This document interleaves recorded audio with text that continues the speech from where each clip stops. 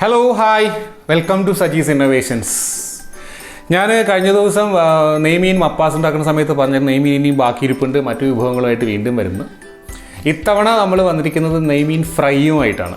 എല്ലാവർക്കും അറിയാം വളരെ രുചികരമായൊരു സാധനമാണ് നെയ്മീൻ്റെ ഫ്രൈ എന്ന് പറഞ്ഞാൽ. നമുക്കത് എങ്ങനെയാണ് ഉണ്ടാക്കുന്നത് നോക്കാം. അതിനു മുമ്പായിട്ട് എനിക്ക് ഒന്നും കൂടെ നിങ്ങളോട് പറയാനുള്ളത്, ഇതുവരെയും എൻ്റെ ചാനൽ സബ്സ്ക്രൈബ് ചെയ്യാത്തവർ സബ്സ്ക്രൈബ് ചെയ്യുക. സബ്സ്ക്രൈബ് ചെയ്യുമ്പോൾ ആ സബ്സ്ക്രൈബ് ബട്ടണടുത്തുള്ള ബെല്ലൈക്കൺ എനേബിൾ ചെയ്യുക. ബെല്ലൈക്കൺ എനേബിൾ ചെയ്യുമ്പോൾ ഓൾ എന്നൊരു ഓപ്ഷൻ വരും. ഓൾ പ്രസ് ചെയ്ത് കഴിഞ്ഞാൽ ഞാൻ അപ്ലോഡ് ചെയ്യുന്ന എല്ലാ വീഡിയോസിൻ്റെ നോട്ടിഫിക്കേഷൻ കൃത്യമായിട്ട് നിങ്ങൾക്ക് കിട്ടുന്നതായിരിക്കും. സോ എല്ലാവരും സപ്പോർട്ട് ചെയ്യുക. നമുക്ക് കടക്കാം എങ്ങനെയാണ് നെയ്മീൻ ഫ്രൈ ഉണ്ടാക്കുന്നത് നോക്കാം. ഞാൻ ആദ്യം ഇതിൻ്റെ മസാല ഉണ്ടാക്കാം. മസാലയ്ക്ക് ആവശ്യമായ എല്ലാ വിഭവവും ഞാൻ എടുത്ത് വെച്ചിട്ട് കൃത്യമായ അളവിലാണ് വെച്ചിരിക്കുന്നത്. അപ്പോൾ പിന്നെ വലിയ ബുദ്ധിമുട്ടില്ല. ഞാനൊരു 2 table spoon Kashmiri chilli powder വെച്ചിട്ടുണ്ട്. നിങ്ങൾ എടുക്കുന്ന സാധാ ചില്ലി പൗഡർ ആണെങ്കിൽ കുറച്ച് അളവ് കുറച്ചെടുക്കുക. കാശ്മീരി ചില്ലി പൗഡറിന് എരിവ് കുറവാണ്. 1 ടീസ്പൂൺ നിറച്ച് പെപ്പർ പൗഡർ വെച്ചിട്ടുണ്ട്. 1 ടീസ്പൂൺ തന്നെ പെരിഞ്ജീരകം പൊടിച്ചത് വെച്ചിട്ടുണ്ട്. 1/4 ടീസ്പൂൺ മഞ്ഞൾപ്പൊടി വെച്ചിട്ടുണ്ട്. 1 ടീസ്പൂൺ ജിഞ്ചർ ഗാർലിക് പേസ്റ്റ് വെച്ചിട്ടുണ്ട്.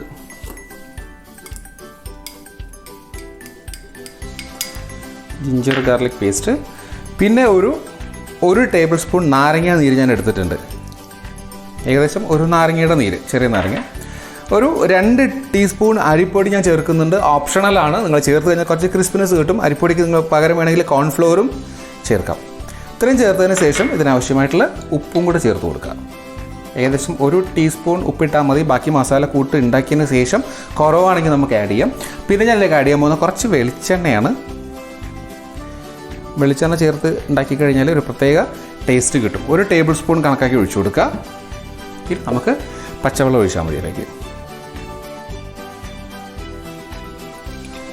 ഇത്രയും ചേർത്തിട്ട് നമുക്ക് നല്ലൊരു മസാല ഉണ്ടാക്കിയെടുക്കാം. ആദ്യം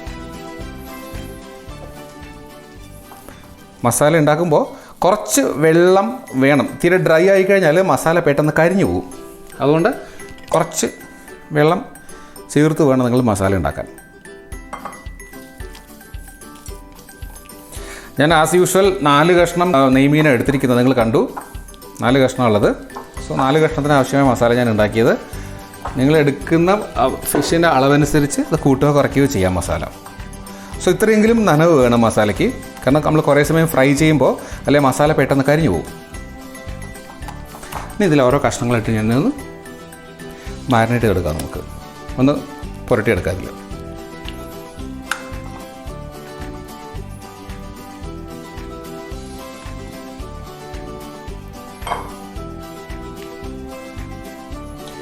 നന്നായിട്ടൊന്ന് പുരട്ടി പിടിപ്പിച്ചേക്കണേ.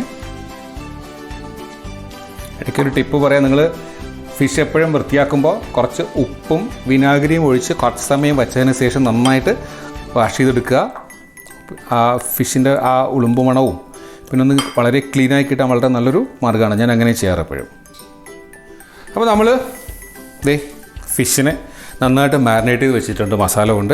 ഇനി ചെയ്യേണ്ടത് ഒരു അരമണിക്കൂർ, മിനിമം അരമണിക്കൂർ, പറ്റിയാൽ 1 മണിക്കൂറെങ്കിലും ഇതിനെ ഒന്ന് മാറ്റി വയ്ക്കുക, നന്നായിട്ട് മസാല പിടിക്കാൻ വേണ്ടി. അതിനുശേഷം നമുക്കിതിനെ ഫ്രൈ ആക്കാം. അപ്പോൾ നമ്മുടെ ഫിഷിനെ 1 മണിക്കൂറോളം മാറ്റി വെച്ചിട്ടുണ്ടായിരുന്നു. നന്നായിട്ട് മസാലയൊക്കെ പിടിച്ചിട്ടുണ്ട്.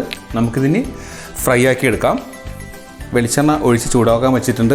ഇത് ഒത്തിരി അങ്ങോട്ട് ഡീപ്പായിട്ട് ഫ്രൈ ചെയ്യേണ്ട, നമുക്ക് തവ ഫ്രൈ ആക്കി എടുത്താൽ മതി. സോ കുറച്ച് വെളിച്ചെണ്ണ ഞാൻ ഒഴിച്ച് വെച്ചിട്ടുണ്ട്. ഈ വെളിച്ചെണ്ണ ഞാൻ ഫിഷ് ഇടുന്നതിന് മുമ്പായിട്ട് ആദ്യം ഞാൻ ചെയ്യാൻ പോകുന്നത്, ഞാൻ കുറച്ച് പച്ചമുളകും കറിവേപ്പിലയും വെച്ചിട്ടുണ്ട്. അതിലേക്ക് ഇട്ടൊന്ന് ചെറുതായിട്ടൊന്ന് ഫ്രൈ ആക്കി എടുക്കാം.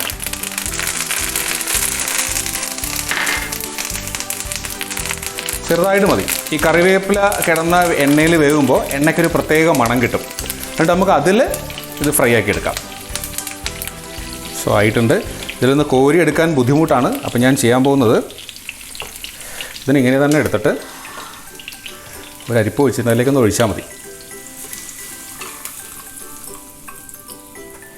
അപ്പോൾ അതവിടെ ഇരുന്നോട്ടെ. ലാസ്റ്റ് നമുക്കതിനെ ഡെക്കറേറ്റ് ചെയ്യാൻ ആ കറിവേപ്പില എടുക്കാം. അതിനുശേഷം ആ എണ്ണ തന്നെ നമ്മൾ ഒഴിച്ചു കൊടുക്കുക അതിലേക്ക്. ഇതൊരു പ്രത്യേക മണമായിരിക്കും ഈ എണ്ണയ്ക്ക്, ഈ കറിവേപ്പിലയുടെ ഒരു മണം.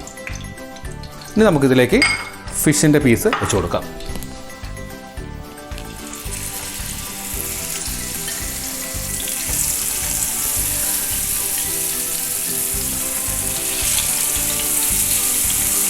വെച്ച് കൊടുത്തിട്ടുണ്ട്. നമ്മളെപ്പോഴും ഓർക്കേണ്ടത് ഫിഷിൻ്റെ പീസ് വെച്ച് കഴിഞ്ഞാൽ ഫ്ലെയിം നല്ല ലോയ്ക്കും ഒരല്പം ഉയർത്തി, മീഡിയത്തിനും ലോയ്ക്കും ഇടയ്ക്കിലൊരു ഫ്ലെയിം ആക്കി കൊടുക്കുക, എങ്കിൽ ഫിഷ് നന്നായിട്ട് വെന്ത് കിട്ടുള്ളൂ. ഞാനിപ്പോൾ അങ്ങനെ ഒരു ഇതാക്കി വെച്ചിട്ടുണ്ട്. ഇതിങ്ങനെ ഇരുന്നിട്ട് ഒരു സൈഡ് ഒന്ന് വേകുമ്പോൾ നമുക്ക് മറിച്ച് വെച്ച് കൊടുക്കാം. ഓക്കെ, നമ്മുടെ ഫിഷ് ഇപ്പോൾ വെന്ത് വരുന്നുണ്ട്. ഒരു വശം നന്നായിട്ടൊന്ന് വെന്തിട്ടുണ്ടാവും, അല്ലെങ്കിൽ നമുക്ക് ഒന്നും കൂടി തിരിച്ചു കൊടുക്കാം, കുഴപ്പമില്ല. ഈ സമയത്തൊന്ന് തിരിച്ചു കൊടുക്കാം. ഫുള്ള് വെന്തിട്ടില്ല, നമുക്കൊന്നുകൂടെ ഇപ്പോൾ തിരിച്ചു കൊടുക്കാം, കുഴപ്പമില്ല. ഇതൊന്ന് വേവട്ടെ. ഫിഷ് ഫ്രൈ നന്നായിട്ട് ഫ്രൈ ആയിട്ടുണ്ട്. ഞാൻ തിരിച്ചും മറിച്ചും വെച്ചൊന്ന് വേവിച്ചെടുത്തിട്ടുണ്ട്. ഒത്തിരി മസാല കരിയുന്നതിന് മുമ്പ് എടുക്കുക, നന്നായിട്ട് തന്നെ വെന്ത് കിട്ടും. ഒത്തിരി ഡ്രൈ ആകണ്ട, അതാണ് അതിൻ്റെ ടേസ്റ്റ്. ഞാനൊരു ടിഷ്യൂ പേപ്പറിലേക്ക് ഇതിനെ ട്രാൻസ്ഫർ ചെയ്യാണ്.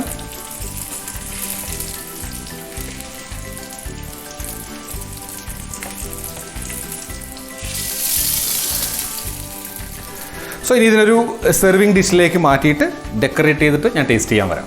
ഓക്കെ, സോ അപ്പോൾ നമ്മുടെ നെയ്മീൻ ഫ്രൈ ഞാൻ ഡെക്കറേറ്റ് ചെയ്ത് കൊണ്ടുവന്നിട്ടുണ്ട്. കാണുമ്പോൾ തന്നെ അറിയാം ഇത് വളരെ ടേസ്റ്റി ആണെന്ന്. എന്നാലും ഞാൻ വെറുതെ ടേസ്റ്റ് ചെയ്ത് കാണിക്കാം. പലരും എന്നോട് പറയാറുണ്ട് ഞാനിങ്ങനെ ടേസ്റ്റ് ചെയ്ത് ഉണ്ടാക്കിയ പാത്രത്തിൽ മൊത്തം വെച്ച് ടേസ്റ്റ് ചെയ്തത്. എനിക്കും എൻ്റെ ഭാര്യയ്ക്കും മക്കൾക്കും ഉണ്ടാക്കുന്നതാണ്. അതുകൊണ്ട് അങ്ങനെ കഴിക്കാൻ കുഴപ്പമില്ലെന്ന് എനിക്ക് തോന്നുന്നുണ്ട് ഇങ്ങനെ കാണിക്കുന്നത് കേട്ടോ. പുറത്താർക്കും കൊടുക്കാനല്ല. യെസ്,